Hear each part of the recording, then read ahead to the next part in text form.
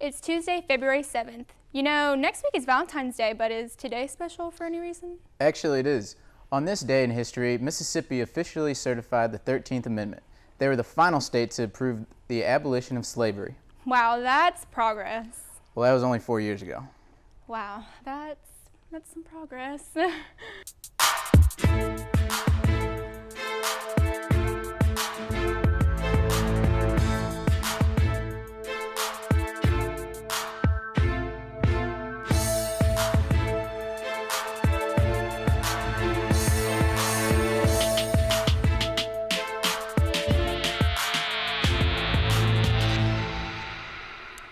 Welcome to MSU Tonight. I'm Rebecca Mozella.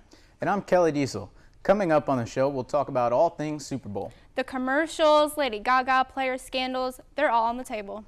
We'll also welcome a guest with a very special football-related talent. But right now, it's time for Hot Topics.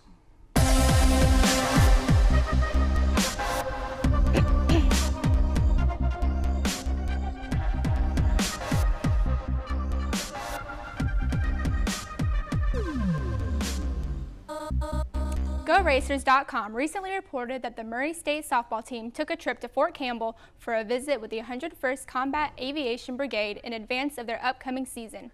The purpose of the trip was to learn leadership from a military perspective while also paying tribute to hardworking men and women of our military. The day included tours of the various helicopters used by the 101st CAB, with the student athletes getting an up-close view and even in some cases getting to go inside the actual aircrafts themselves. However, the highlight was an afternoon spent with the leadership staff of the 101st CAB, including several female officers. The racers got to hear firsthand about what it's like to lead in high-pressure situations, how to respond to adversity, and several other topics. Are you nervous for where you're going to take your significant other on Valentine's Day? Well, good news, because on February 14th at 7:30 p.m., the Murray State University Percussion Ensemble will be hosting a Valentine's Day concert in the Performing Arts Hall. The concert will begin as a normal alt concert for the first couple numbers. It will then turn into a romantic Valentine's dance for the remainder of the event. They will be performing Valentine classics like The Abduction of Sir Leo, My Funny Valentine, and much, much more.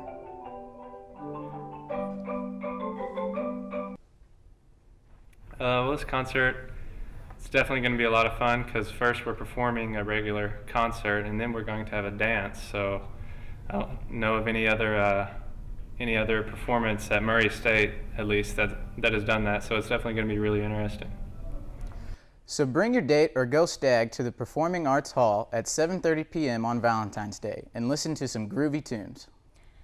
Earlier today, Mike Pence became the first vice president to cast a tie-breaking vote in the Senate over a cabinet nomination. The confirmation of Betsy DeVos as education secretary passed with a 51-50 vote. DeVos is one of the most controversial of President Trump's picks, and here at MSU Tonight, we're certainly curious to see how this will affect higher education in the state of Kentucky. There's more MSU Tonight on the way. Stick around as we turn our attention to the Super Bowl. Stay tuned. Welcome back to MSU Tonight. I'm Sean Reed, and we're here talking about the Super Bowl with our guest, Kelly Diesel. Hey, Sean, how you doing? Good. So what did you think about the Super Bowl this weekend? Well, I'm actually a big St. Louis Rams fan when they were still in St. Louis, and so going back to all the shady business that went down in 2001, I'm just not the biggest fan of the Patriots, so I was kind of hoping they wouldn't complete the comeback there. I mean, no one really wants to see the Patriots win these days, but I thought it was one of the greatest Super Bowls I've ever seen in my life. Absolutely. Yeah, just taking your favorites out of it and being completely unbiased, easily one of the best Super Bowls I've ever seen. Easily. I mean, coming back from a 28-3 deficit, and only in like the second half. Right. There was 3 minutes to go, I believe, in the third quarter, and they had a 28-3 lead. And nobody thought Tom Brady could do that unless you're a Patriots fan, I'm sure. I had left the room for about 10 minutes, and I came back, and the score was almost tied. Yeah, it was crazy. It was interesting. Did you see that Edelman catch? Oh, the one between the legs, right? Yeah, just it tipped it up, defender tipped it, and Edelman falling down on top of two Falcons players, still making the catch half an inch before it hits the ground, tucks it in. Refs replay it, and I'm sitting there hoping, oh, come on, it hit the ground. There's no way that's a catch. And sure enough, I mean, he made the catch. It was a hell of a catch. Just pure athleticism to keep that eye on the ball and catch it right there like Absolutely. that. I didn't think that he could. I thought it was when the Falcons threw that challenge flag, I thought it was going to get reversed, and then them losing that last timeout really just screwed them over in the end of that game. Absolutely. And then the James White run to just push through three different Falcons defenders and just push through to get the touchdown for them to win the game. Touchdown, yeah. Everybody in the world, including Tom Brady, was telling the fans and the media that's running onto the field, telling them, hey, back up. This isn't over yet. They're going to review this. They need to make sure. And I was sitting there hoping that it would get called back. I was hoping that knee was down. But even if it did get reversed, they had 2 more downs to push it 1 more yard. So I'm fairly certain that the Patriots would have won that game no matter what. It was just their turn again, 5th time. Right. Tom Brady raising that trophy at the end. A sick sight to see, but a hell of a comeback. Hats off to him. I don't like him, but I respect him. That's what I'll say. What do you think about Roger Goodell handing the trophy to him too? I thought that was interesting. I know the fans, every football fan wanted to see that, and it was a very awkward exchange. You could tell Goodell was kind of forcing it, And you could tell Tom Brady was just smiling inside the whole time. He was very professional about it. They both were very professional about it. Yeah. You could tell that one person was a lot happier to have that moment than the other. Absolutely. Did you see the Skittles commercial at all? The one with the guy tossing the Skittles through the window? Yeah, kind of like the old Romeo and Juliet calling from a window balcony or something like that. I thought it was hysterical just sliding through. I thought it was easily one of the funniest commercials of the Super Bowl. Yeah, I put it up there with, all the other commercials that we've seen in the past years, and I think that one stands alone just to me because I was like, my ribs were hurting, honestly. I was like, that's incredible. And here it is. So. If you haven't seen the Skittles commercial, you definitely got to take some time out of your day to go and see that. Taste the rainbow. Let's talk about Lady Gaga. What do you think about that? I know a lot of people have mixed opinions on the Lady Gaga on the halftime show, but honestly, I was just surprised on how many Lady Gaga songs I knew. I was humming along. Yeah. I thought it was kind of crazy though, seeing her fall down from the top of the stadium into the crowd. Yeah, you didn't really know where she was going because it has the American flag in the background at first, and then it shows her propelling down. I know she was pretty much enforced to not push any political agenda or any sexual agenda with her LGBT. Yes. I know she's really stood for that before and made public announcements about that before, and she had the biggest stage in the world to do it on, and she was simply performing.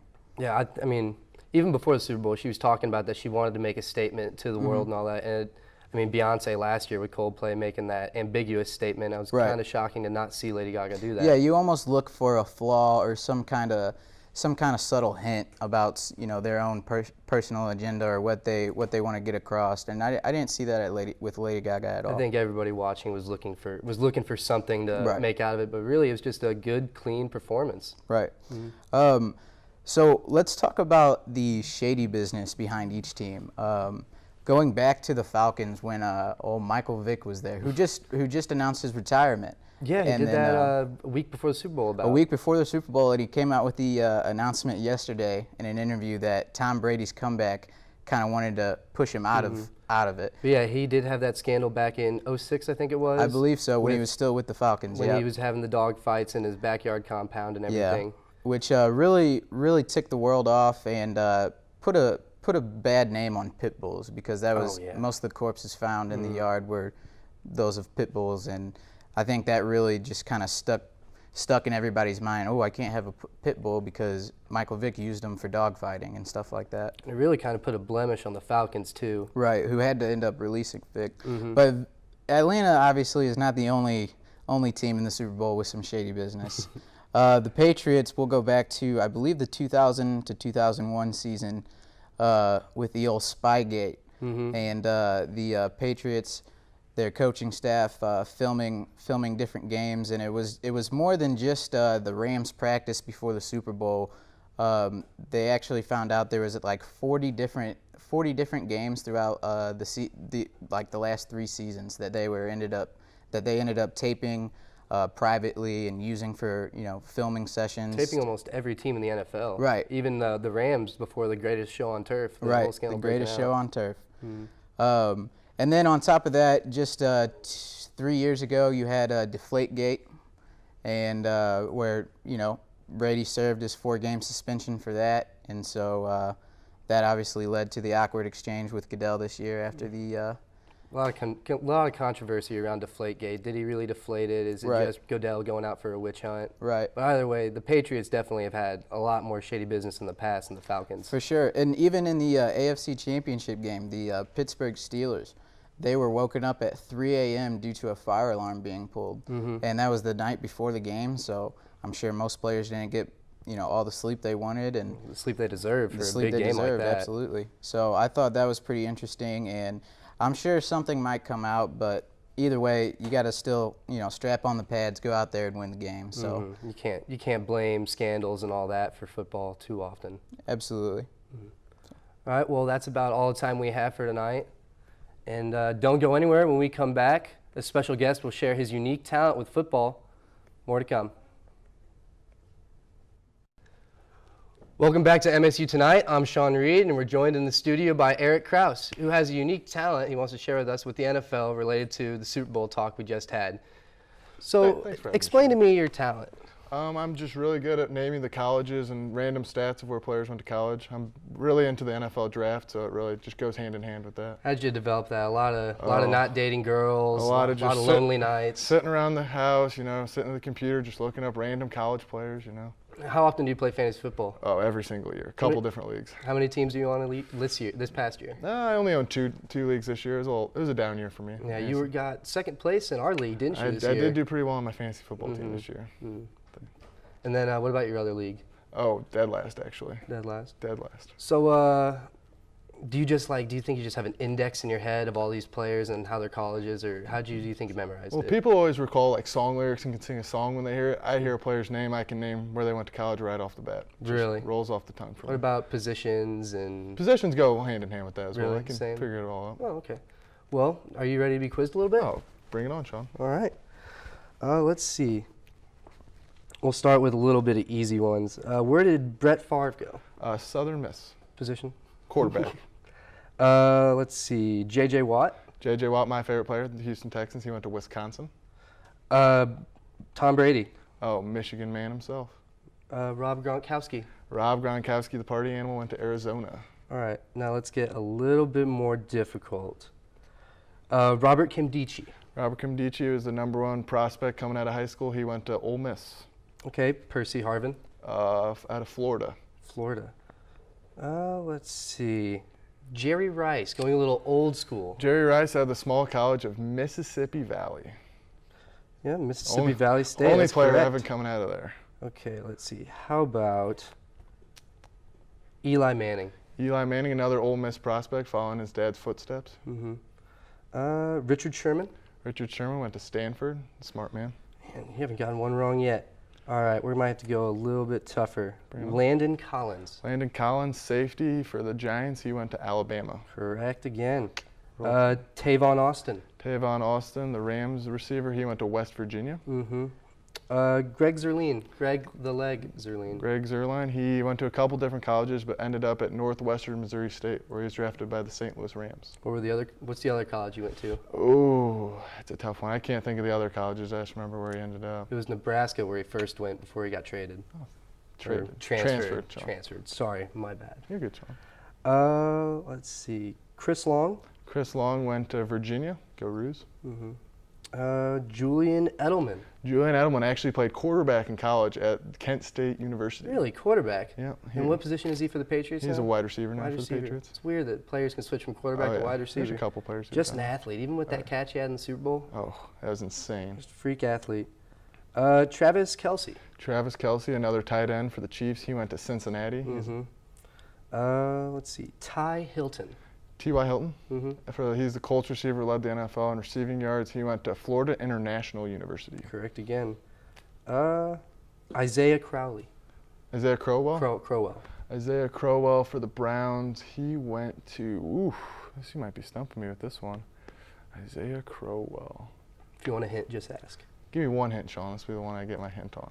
It's in the state of Alabama. It's in the state of Alabama. Did he go to Alabama A&M? Because he didn't go to. He went to Alabama State, a really small school.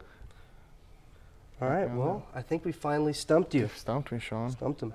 All right, well, thank you for coming on to the show tonight. Thank you very much, Sean. Really appreciate it. All right. There's more MSU Tonight on the way. Stay tuned. That's just about all the time we have for this evening. Thanks for watching, and tune in to MSU Tonight every Tuesday night at 5 on MSU TV 11, or visit us on YouTube at youtube.com/MSU2nite. Thank you guys. Have a good one.